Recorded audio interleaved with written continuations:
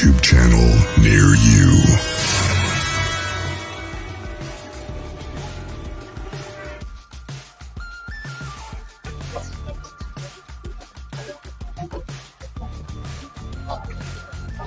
My paper slipped. Hello, everybody. Welcome. Hello there, Roger Blair, Gary, Tammy Johnson, Rebecca. She's got the tow truck on standby, everybody. And here she is from whatever state she's from. Hello, Val. Kathy A. Hello there, little twisted. Angela, Rita, everybody. Welcome. Liana. Nice to see you, Liana, on a Friday evening. And Jennifer, where are you broadcasting live from? I'm broadcasting from Las Vegas at the Wingate Resort for an APA Pool Championship. Oh. Yeah, So hi, everyone. Welcome. And this time difference is kicking my butt. Yeah, tell me, right? And y'all laughed at me when I was like 3 hours difference. But what's interesting is I was showing somebody your voodoo doll somebody made for the pool. And they're like, what the heck? I'm like, I know, it's at the front door, right? So welcome, everybody, on a Friday evening, broadcasting right outside Louisville, Kentucky. Hello, Melinda. Welcome. So her name is Budandra. Oh, you got her?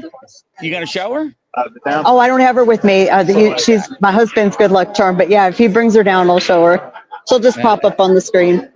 Yeah. And so, ladies and gentlemen, the other night she was bored and she got her electronics out and was communicating with the doll. And I'm like, oh, anyways. So let's talk about Jennifer. It's her fault we're doing this show. This show is for entertainment purposes only. All parties are innocent until proven guilty in a court of law. We have to throw it up there. But yes. I know. There's Angela saying, oh, those dolls. I know. So.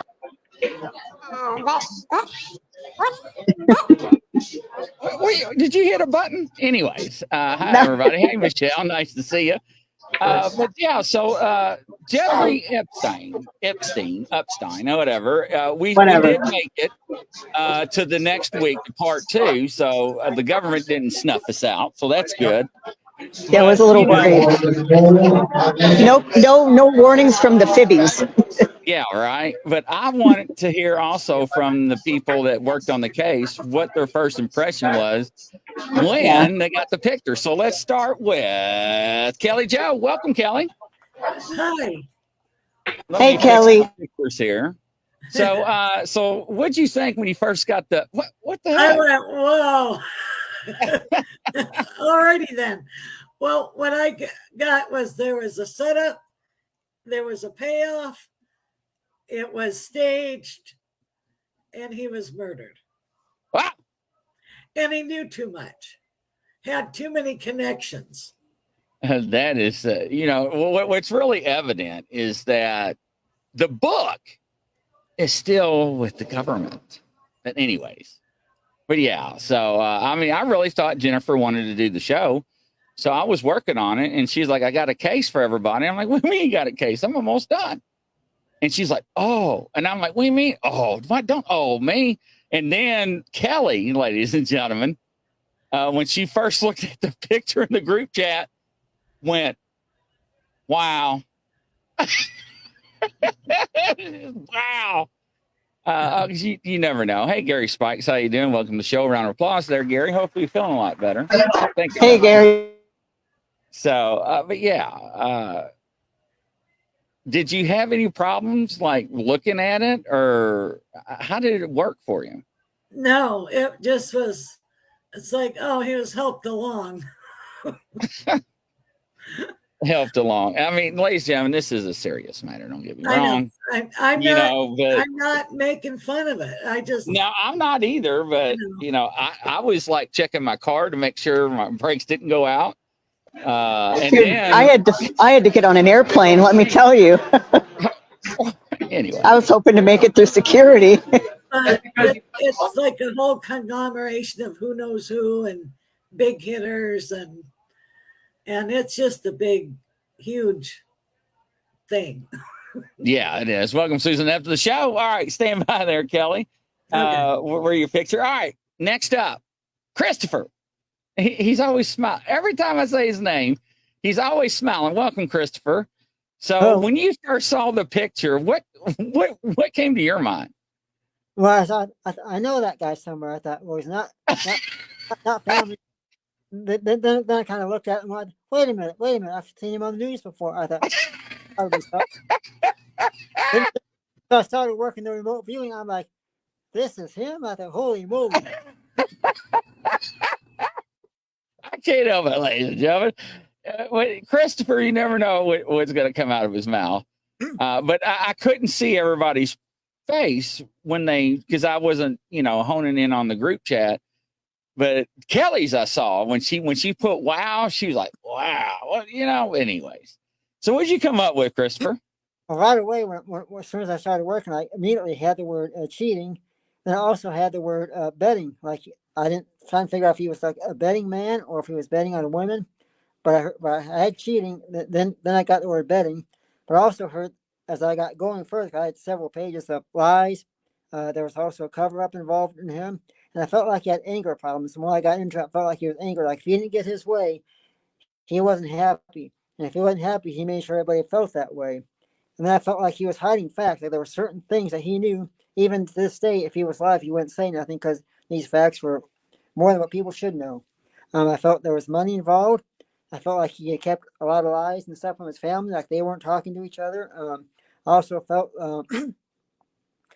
that he knew he was going to be. He knew before he's even put in prison. I felt like he knew he was going to be eventually in prison. And the night of his assuming that night that he passed away or died, I felt like I kept hearing the word over and over: ambush, ambush, ambush. Like it was like a planned ambush. And I felt like that he wasn't breathing, like it was to do with his throat or neck. But I also felt like he couldn't fight back, and I felt like there was cell phones involved, and I couldn't figure out what the cell phone was for.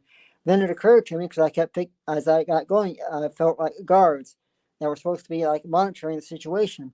I felt like there was like cell phone and games going on, like they weren't really paying attention too often, like they should. But everything's okay; they don't have to worry about it. Something like that. And then towards the end, as I tried to regroup and just focus more on the why and how of the situation, I felt like this whole, if you want to call it like a conspiracy or cover up, was like a shut up. You don't say nothing. Everything's okay. This is the way it's supposed to be. Here you go. Take this. Be quiet. And then I also felt like this will make more sense or work out better for everybody in the long run. And that was my work. Yeah. So first off, Rita, how dare you distract Chris with that comment that how much you love his shirt? Chris was in the middle of talking, and he saw his shirt and love, and he like leaned forward to read the comment. But I love it to death. So yeah, I mean So here's one thing I don't understand, right? Well, never mind. We still got more people. Stand by, Christopher. Thank you. Round of applause for you. All right. This is for Go. I didn't mean to cut you off. Go ahead, Christopher. this is for you, Rita. And there you go, Rita. Love some shirt, right? Love some shirt. All right, Christopher, stand by. And so, ladies and gentlemen, Inbo, I don't think is going to be able to make it. I think she's stuck in traffic. And Melinda is in Tennessee dealing with some family issues and so forth. So prayers go out to her and some good thoughts. So, yeah. Next up, Angela, come on down. How you doing, Angela? Hey, hi, I'm doing great. How are you? So wonderful. So when you first saw the picture, what came to mind? Well, at the time, years ago, I actually had spirits come to me that were on his island. Shut the front door. Really? Yeah, years ago. So, and they actually introduced themselves, and they were telling me that they were other victims, and they were in the waters in the island, and they were just dumped in the island offshore, and that their bones were still there, and that was being covered up. Oh, that was a rumor that surfaced years ago and like got squashed like instantly. Mm-hmm. Yeah. And the woman one of the women that came to me, a young girl, told me about how terrifying, because there wasn't any rules or laws on this island. It's like, no, there's no protection. They have no rights. And how, when they realized they would get when they got there, how much their lives were actually in danger. And the entertainment included killing them. Oh my God. Yes. Yeah, my phone's blowing up, and I'm like, oh, I was like stroking. I'm like, are we getting flagged already? But no, I mean, it's what's very weird, and we're going to cover some of this, is that things come to light and things come out of the light, but never through the light and displayed in public. And I think we know why that happens, but yeah, Michelle, actually, that was a rumor that somebody was looking into because evidently it's out now. Whoever went to the island was tracked in books, and these books was some reassurance for something later if anything ever came out. However, I think they were like, screw you, we're going to take you out. I think someone still has those books. Yeah. And my impressions are a little bit different because I got impression that there was that he was actually state sponsored. So there is a state, a nation that was actually using his operations to blackmail certain politicians and people in power. And this state, it was state sponsored, and that he had a body double or a clone.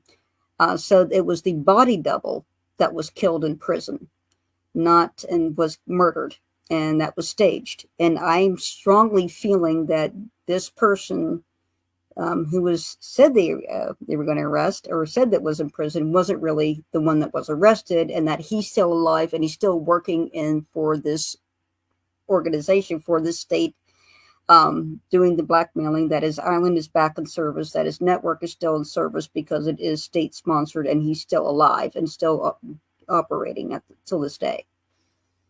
So it's interesting that you say that, because that has been a conspiracy theory for a long time, right, Yep. Jennifer? Yep, And it sure has. What happened to me in connection with this? So I was actually moved by the Holy Spirit to pray against this network. And I prayed really hard every night. And then I had an entity come to me. In fact, I was in bed, I was just laying down, and this entity had introduced itself. It was a demonic entity, and there were many demonic entities that were feeding off of this violence and off of this, what was going on. And it actually attacked me. It picked up my bed and dropped it 3 times. It was hissing.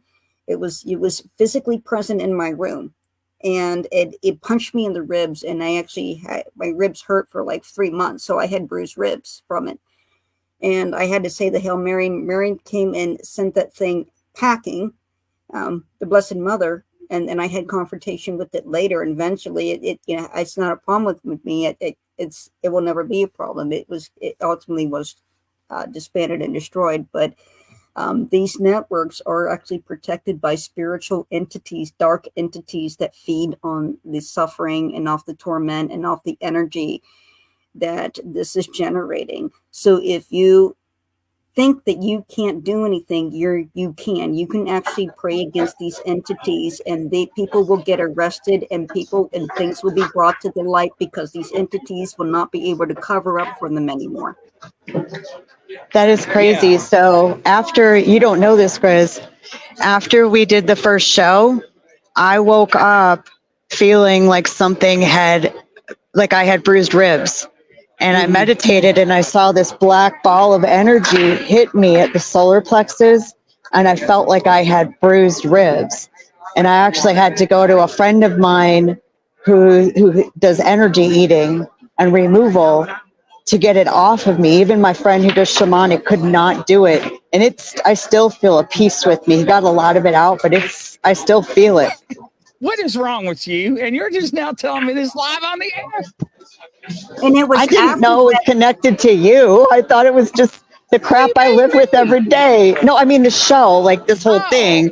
I thought it was just the crap I walk in every day. Lord have mercy, everybody. I tell you. And after this incident is when, like, the very next day was when his arrest was announced. After that thing was defeated. Wow. Wow. That entity had a name and was assigned to that Pacific network and territory. And Yeah. I know I would love to, in a chat, get that name, please. if you're okay to share it in a chat yeah, later, absolutely. private. Okay, All right. I got to get rid of it. Yeah, so stand by there, Angela. Thank you very much. Round of applause here. And I'm going to make sure I'm hitting the right buttons, and we'll bring it right back here. So what's really weird, right, and strange is that, why is that in my face? And wait a minute. Hold up. Wait, what? Wait, Shut the what? front door. We got Envil just came to the show. Welcome, Envil. Hey, lady. So- Hey, that was a swift She did make it. So I she just made it. walked in and here I am. So let me ask you this, Envil, right? When you first saw that photograph, what came to your mind? Do you know, I have been, it's actually sort of really weird from my perspective as a Jew in Britain, because I saw it and I thought, wow, I did everything in my power to just stay away from the whole storm, because it was a great embarrassment for the Jewish community, for somebody who maybe wasn't really practicing but had such a, such an obvious sounding surname. But there was an extra angle of it in the UK, because there was a very famous TV appearance by what at the time was a lead politician, who made a point of pronouncing the surname in a way that made it so much more obvious what the intent was. So I have been like consciously deciding that I don't want to know too much about it. And then the photo came earlier this week.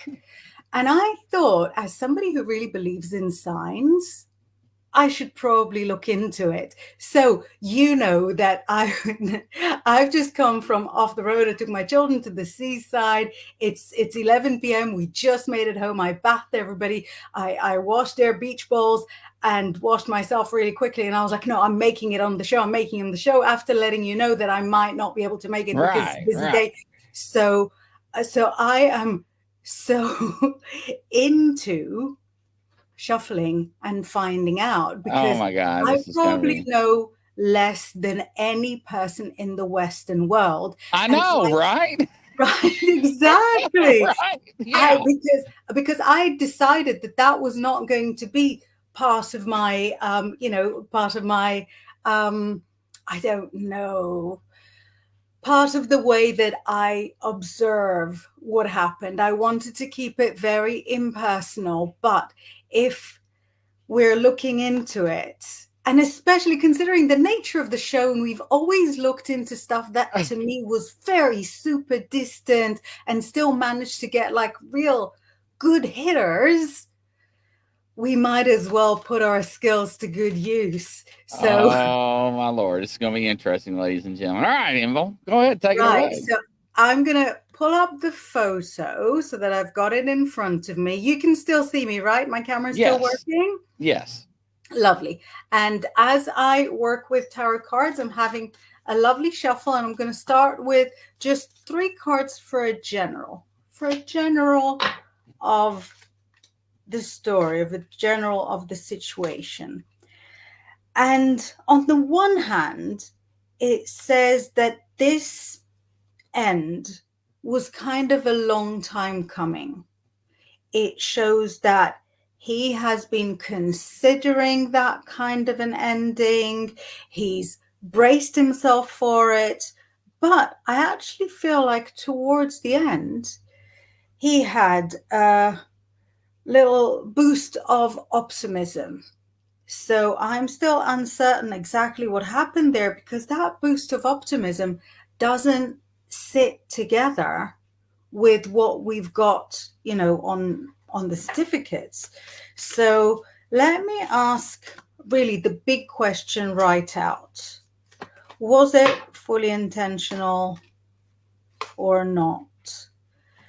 Not fully intentional, I've really got goosebumps saying it, but even though he pushed towards, a kind of unnatural termination, he was not at that time going to go fully ahead with it. And so I feel like there was help from outside sources. So obviously outside sources can only be the people, on the job around him. So I'm very curious. I'm going to ask whether it was just people turning a blind eye and making it possible, or whether there was more to it. Right. The majority of the circumstances being possible, the majority was intentional neglect. The majority was that he was left to go ahead with it. I don't see that there was anybody actually there to, assist him in his passing. Having said that, I feel like there was one main person out of three who did whatever they could just to make his final few days as unpleasant as possible. So what I've got around it is more of bickering and unpleasantness, and obviously not to take away from the horrific crimes. There are people there that are, there to do a job, and they did not do the job that they were hired to do, which was to, to keep an eye and to make sure that everything was going in order. Let me ask whether it was only staff members or if anybody outside was a part of it. It was almost only staff members, but I still feel like there's one person who wasn't involved in it, maybe a guard's wife, something like that, something that's like 1 degree of separation, who was quite keen for the story to become as gory as possible. And even though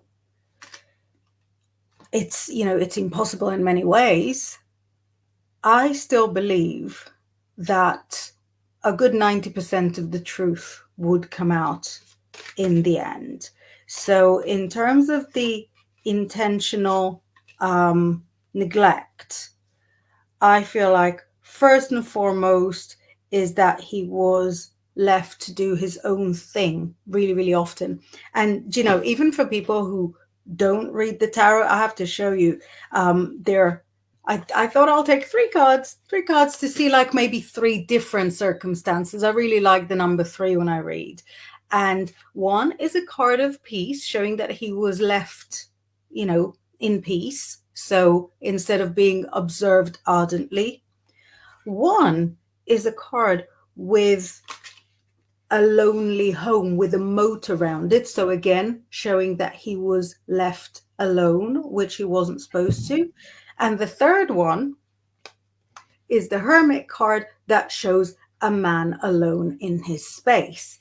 So even though, in my uninformed opinion, I think leaving someone alone is not a crime, the fact that the tarot is really pointedly screaming about the fact that he was left alone very likely means that in and of itself was already a very serious circumstance.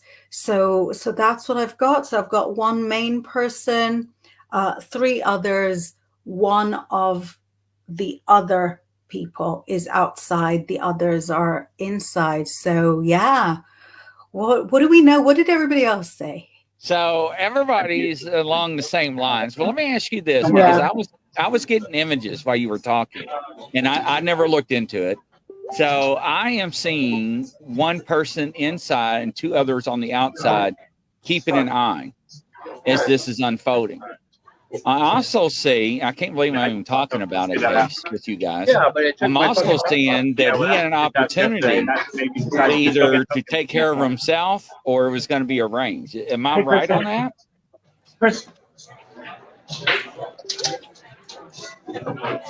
Yes, I feel like they had backup, but I feel like the backup that they had my goosebumps are saying that they kind of knew they weren't going to need it.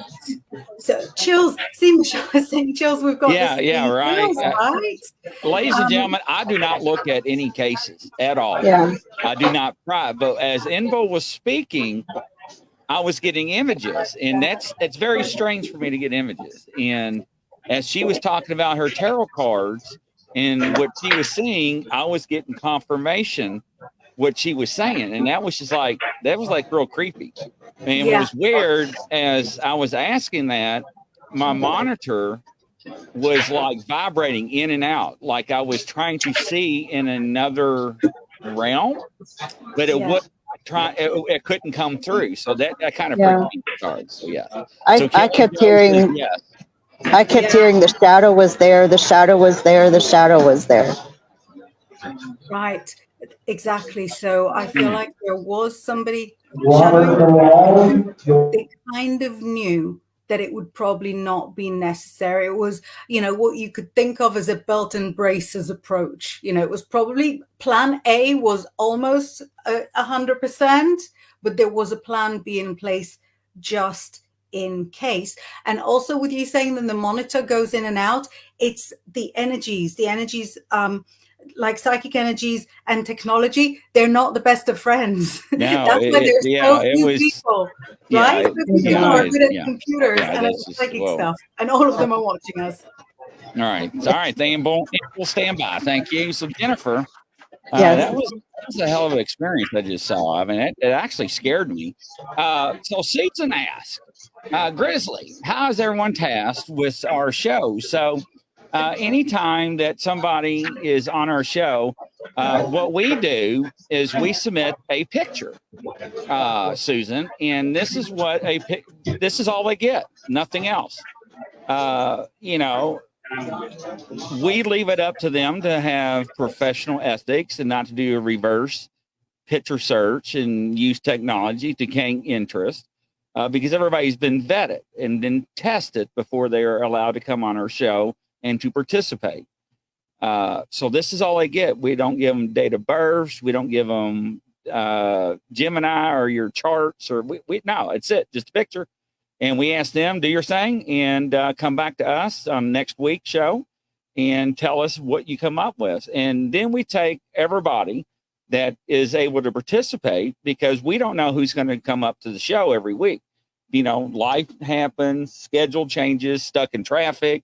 So, I know, right? I just saw the comment, the poor girl in the background, the picture. Yeah, I saw that earlier.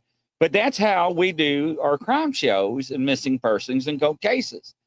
And a lot of times, some of the cases we have, there is no social media. There is no news channels, no coverage at all. So no matter what you look, you're not going to find it or the information about the person.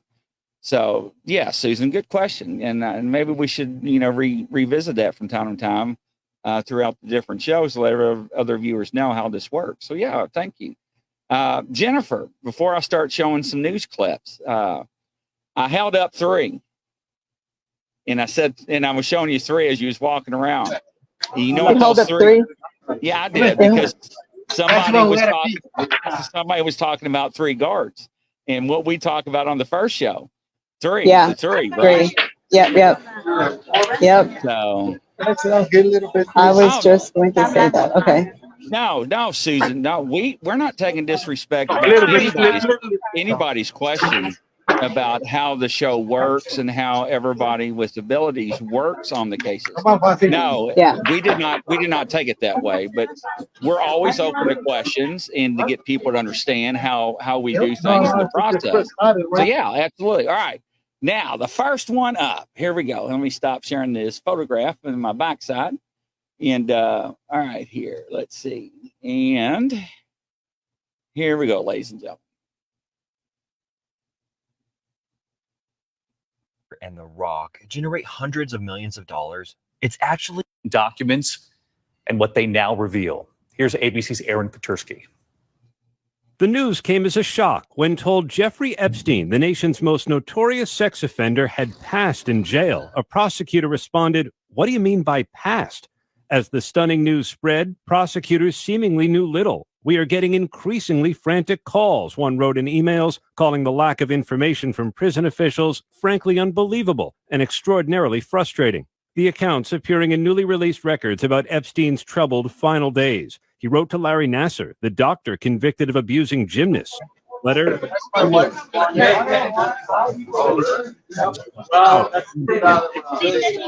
preferential treatment from the legal system when a federal judge denied him bail, assuring he would remain locked up while awaiting trial on sex charges. The records suggest Epstein spiraled. He denied being suicidal, even referring to himself as a coward. But on August 10th, 2019, Epstein died by suicide. The records show a guard was bringing breakfast just after 6:30 a.m. when Epstein was discovered unresponsive, an orange noose made from bed sheets found in his cell. And nearly 4 years later, David, the Justice Department is still investigating how Epstein, at the time the highest profile federal inmate, was able to die by suicide while in custody here in New York. We're told, David, a final report could come very soon. David? Of course, that is still a major question. Aaron Katursky on this case again. Oh, Bia. You commented on those bed sheets too, because I showed you a picture of that cell. That is not protocol in general, is it? Is it for someone under suicide watch? I'm actually pulling out the photograph now. Of the cell? Yeah, to show everybody. So anytime that you are in a suicide watch, ladies and gentlemen, to be awful, or not to be awful, but let's be honest and frank. They will strip you of everything that you are wearing. They will remove any type of clothing. No jewelry's allowed in any jail cell. You're stripped of that at booking, at Sallyport, we call it. But when this picture was showed on the first show, that is not realistic. That right there, when we had to go into the jail cells and raid them, I hate doing that at night, but we had to do that every so often in our facility. You were not allowed any type of extra clothing, any type of extra bedding, any type of extra toilet paper, and the outfits. Are you crazy? Come on, no. That, and Jennifer, when she first showed me this picture, I was like, there's no way. There is no way. No. Yeah, that's. They even said he got extra. What? Yeah, I mean, no. And what was weird is that when Jennifer was disclosing some of the information, when they were talking to him about being suicidal, he's like, "No, I'm fine. I don't have no problems. What do you keep talking to me about this?" So, well, and the attorneys also said, his attorney came out and said, this was not a snowball's chance, and that we were going to file. Like, they felt they had a good case. They came away from that meeting. Everybody was positive. They had a lot of case law on their side, a lot of great arguments. It wasn't anything like, well, we're just going to throw some stuff out and see what sticks kind of thing. Yeah. And then on top of that, what was weird is that his facility, there were cameras. And all of a sudden, the cameras around his cell were not working, ladies and gentlemen. I mean, really? And then the guards had to manually keep track of what they were doing every half hour. And that was by their SOP, standard operating procedure, on what they're supposed to do to validate who's in the cell. And as they do their walks, they're supposed to write everything down. Now, why Jennifer is talking, I am going to bring up, let's see, what was it? The jail, the SR.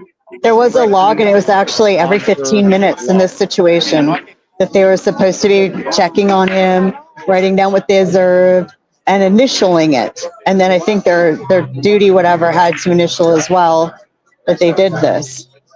Right. Okay. So, all right, here we go.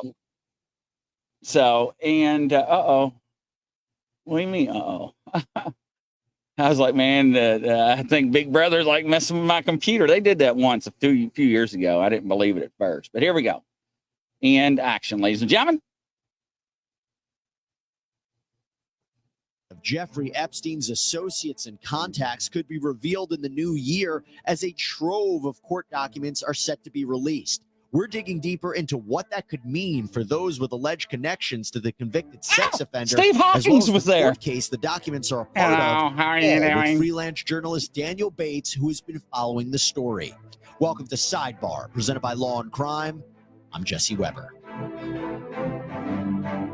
He is one of the most infamous names worldwide. Oh, everybody got the wrong one. Jeffrey Epstein, convicted sex offender. He died in a New York prison in August of 2019 as he was awaiting trial on charges that he engaged in sex trafficking of young girls.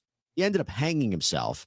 But now, more than 4 years later, we are learning more about the people connected to him and his operation.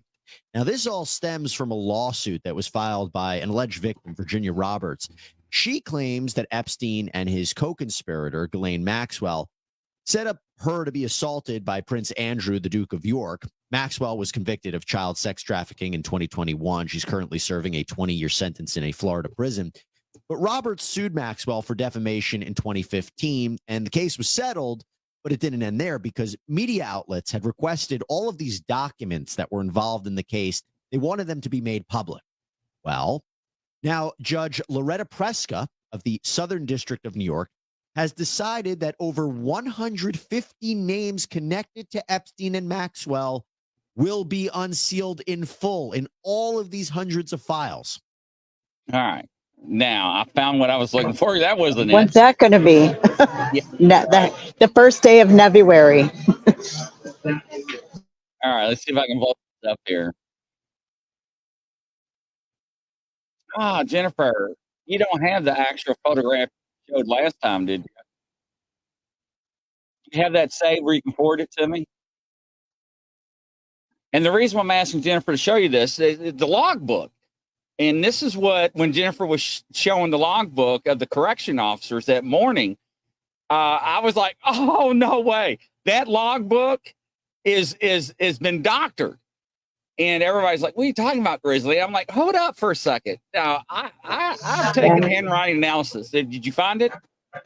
No, I can't. It's going to kick me out of the show if I do it. Click on those photos you had up there and it should blow up. All right. So, but the logbook, when she's displayed that, it was like, it was written all at once. It wasn't written every 15 minutes, ladies and gentlemen. And I'm going to show you why I say that. So let me go back to the logbook here, or a logbook. Let's see here. Here we go. All right. And your connection is not private.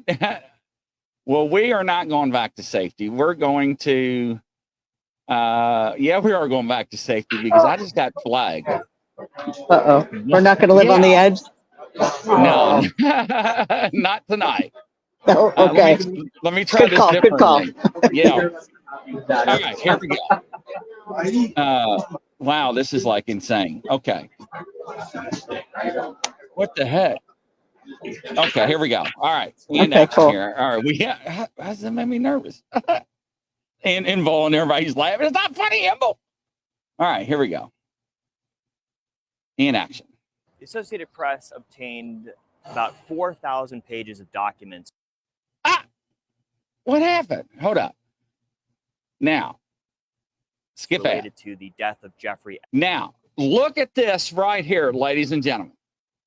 All right. Look at this document. This is an actual copy of a guard monitoring Jeffrey on 7/30/19, the morning of. Now, when we look at this, okay, Mercury in retrograde. Thanks, Michelle. When we look at this, what do you see? You see everything that is nice, neat, orientated. It looks like when we got punished in grade school and we had to write a phrase over and over as punishment. That's what it looks like.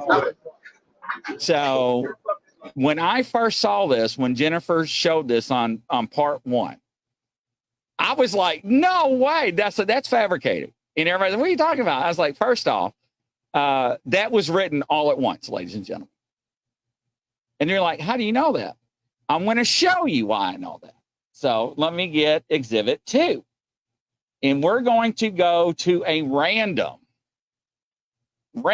officer here. Let's see here, correction officer log, and let's take out Jeffrey's name. Let's just take officer log. All right, I may have to put handwritten log. All right, so, and right here, that's not a good example. Hold on. Let's see here. Where are we at here? Let me put handwritten log here. Correction officers, handwritten log. All right. And let's see what populates. And of course, I should have saved everything from the first show. All right. So here is example. Let me just scroll down.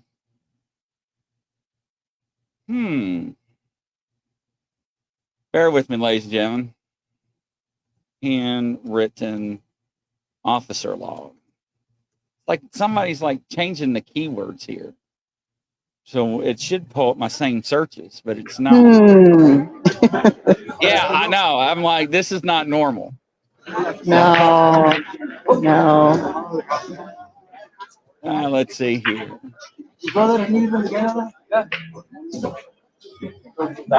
On tour, let's put that.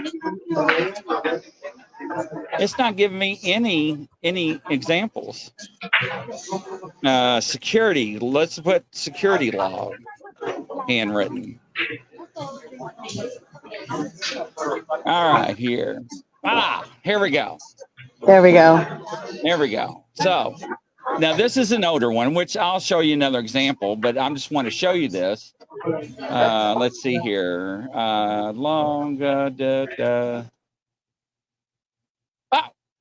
What did I do, Jennifer? Did I knock you out? So right here. So this is an officer log. It don't matter about the year. Look at the difference. Look at the difference on this.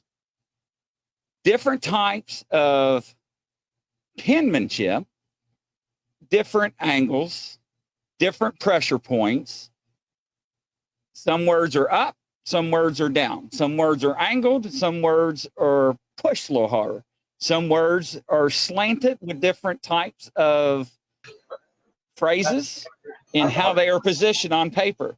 This right now, I can tell was written at 5 o'clock a.m., 5:30 a.m. I can tell between this time, the person came back and rewrote this or wrote this. This is a documentation that has not been set down at one time and filled out completely. This document has been filled out over time.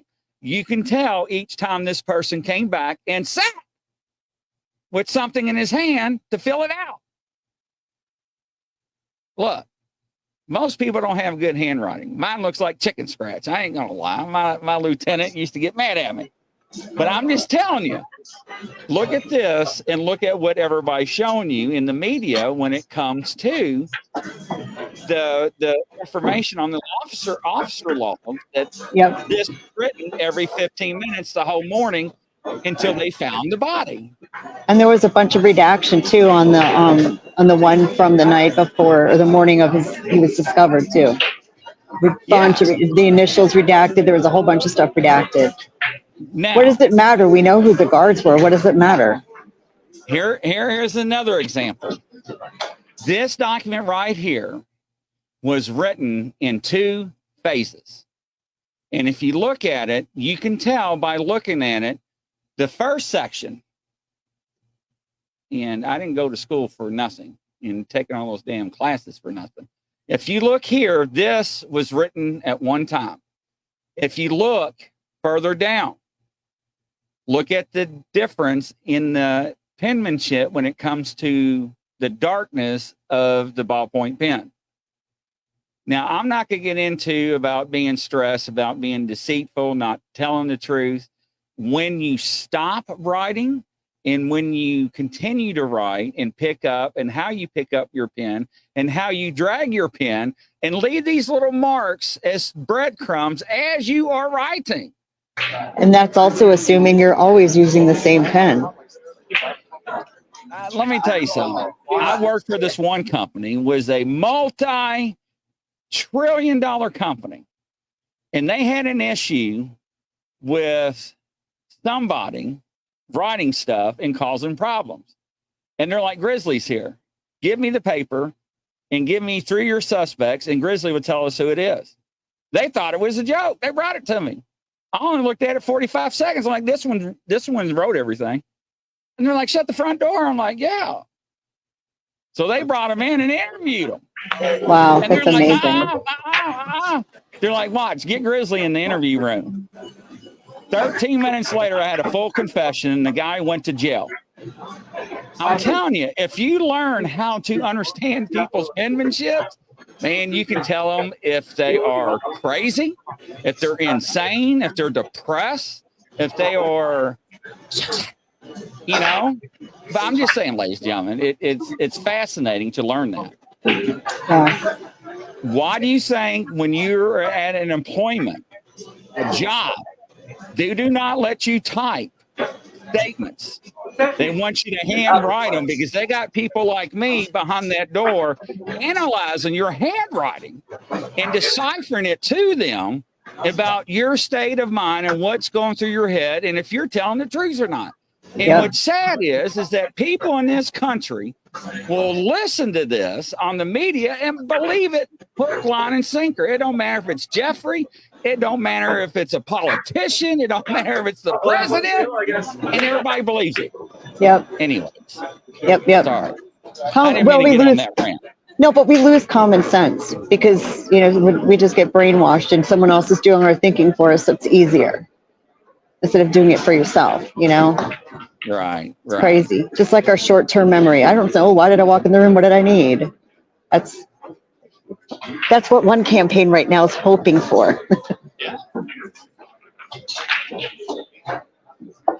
And we'll bring everybody back on. Yeah. I just wanted you all to see that because a lot of people don't understand that. And that's why when you go to quit or you're forced to quit or you're forced to resign, they do not let you type it. They want it handwritten, ladies and gentlemen. There's a reason why there's handwritten because it tells you all about yourself and about your character. We have a lot of businesses here that even if you apply online, they make you, when you go for your interview, refill out a written application. Yes. Right. And it's just facts, ladies and gentlemen. And if you're in law enforcement, you know exactly what I'm talking about. You had the classes, the same people I probably had classes with and certifications.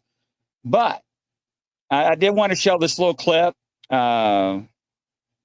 I don't know if I could show that one. We'll probably get dinged. So let me get another one here real quick. Living on the edge, Chris. Living on the edge. I know, right? I'm nervous. All right. Let's not do that one. Let's not do that one. All right. Well, all right, here we go. And action, ladies and gentlemen. Everybody's like, what the hell, Grizzly? I know, just bear with me here. Give me a second here. I get nervous about some of these shows. I ain't gonna lie. Because I know who's watching. Allegedly used his own private island to host scores of underage girls. Many things about Epstein are still mired in secrecy, including the activities that took place on the island. So whatever happened to the billionaire's Caribbean home? In 1998, Jeffrey Epstein bought a 75-acre island called Little St. James for $7.95 million.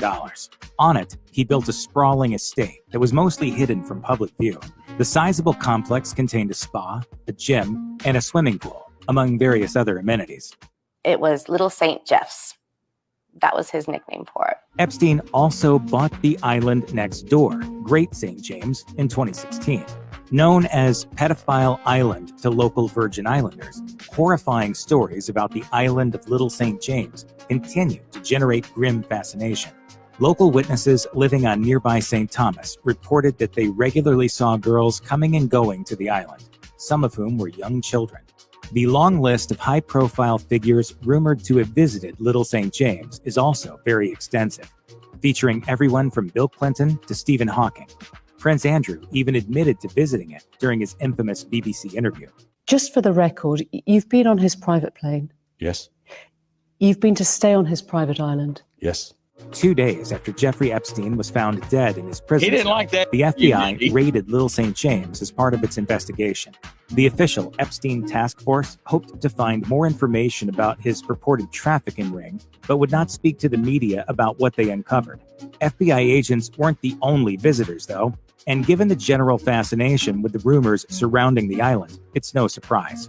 In 2019, two YouTubers, Jeff Berwick and Luke Radowski, took matters into their own hands and convinced a local to drop them off by boat. The pair were able to explore for 30 minutes before escaping when they spotted other people on the island driving golf carts.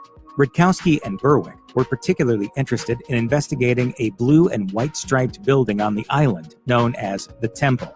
The odd building has sparked a host of wild conspiracy theories online, with some people calling it a ritualistic abuse site. According to Insider, however, the most plausible theory is that it's a music room. Following the death of Jeffrey Epstein, a 3-year-long legal battle unfolded over his estate. It was ultimately decided in 2022 that the estate owed $105 million to the Virgin Islands to settle sex trafficking claims and would also have to sell his 2 islands. As part of the settlement deal, it was agreed that half the money from the sale of the 2 islands would go to the territorial government. Officials said this money would go to a government trust to fund programs for victims of sexual abuse. As of 2022, the estate had paid $121 million to 136 women abused by Epstein. In addition to providing for the sex abuse victims, the executors also had to pay out a lump sum for the environmental damage done to the islands themselves. The area around the 2 pieces of land is surrounded by delicate coral reefs and teeming with wildlife. However, Epstein refused to follow planning regulations and simply built whatever he wanted, incurring considerable damage. Environmental inspectors who arrived on the island were simply waved away at the dock. It is believed that undoing the damage will be quite expensive, and the estate was forced to fork over $450,000 to help pay for it. Although both islands were originally priced at $55 million each, they eventually sold for far less. Billionaire Stephen Dekoff was able to buy both for just $60 million in 2023. Little St. James in particular cost the billionaire mogul just $8 million. Dekoff, who is the founder of the private equity firm Black Diamond Management, is deeply invested in the Virgin Islands, both literally and figuratively, having lived there for more than 10 years. He intends to transform the sordid island into a world-class resort, and he is currently in the process of recruiting engineers and architects to have his dream realized. According to a press release, Dekoff hopes that the resort will be open as soon as 2025. If you or someone you know may be the victim of child abuse, please contact the Child Help National Child Abuse Hotline at 1-800-48-CHILD, 1-800-422-4453, or contact their live chat services. So it's very informational purpose for that video I shared. The question was asked. Oh, it's still playing. I was like, wait, I said, where's that? Anyways, but the question is how do you decipher handwriting analysis if the handwriting is not clear?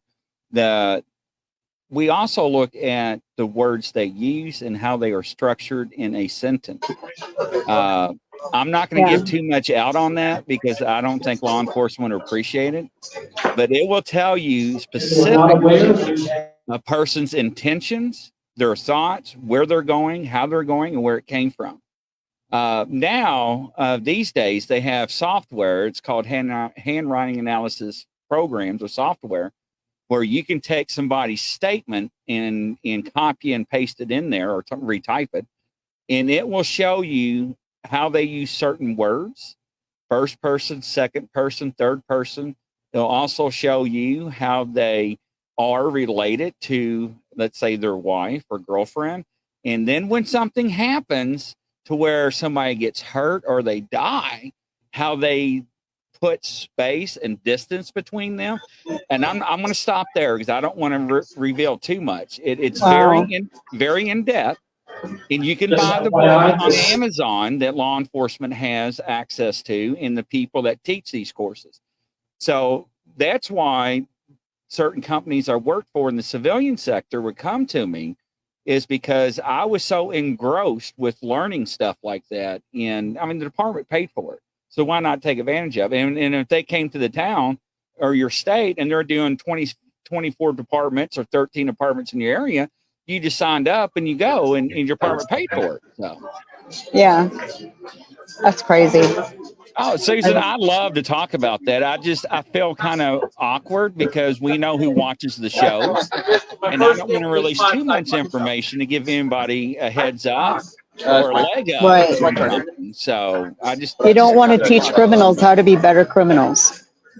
Yeah, profile. Yeah, absolutely, Bill. That the profiles actually do use those, and it really helps. So, ladies and gentlemen, what do you think about the case?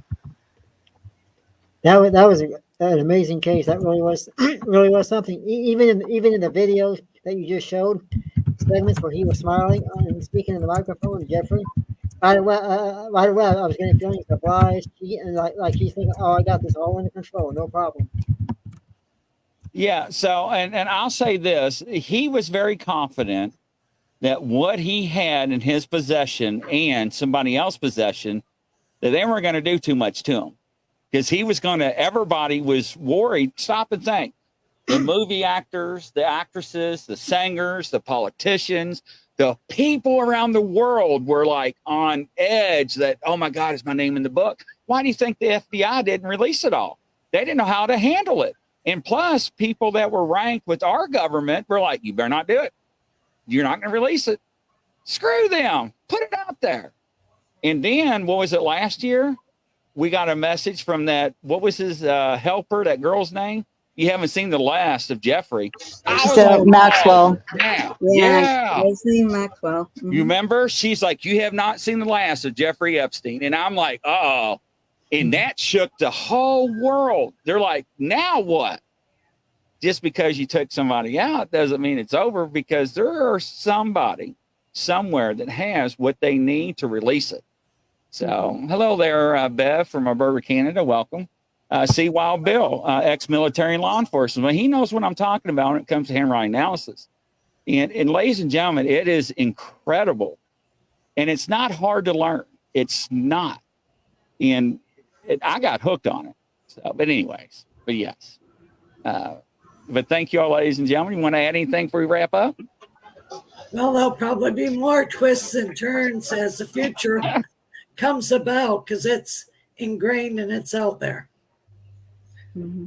But you know what's sad though is that our society, whether it's America's or whatnot, you crack me up my bald head all the time, but nobody asks the right questions, and everybody stops when they're told to stop.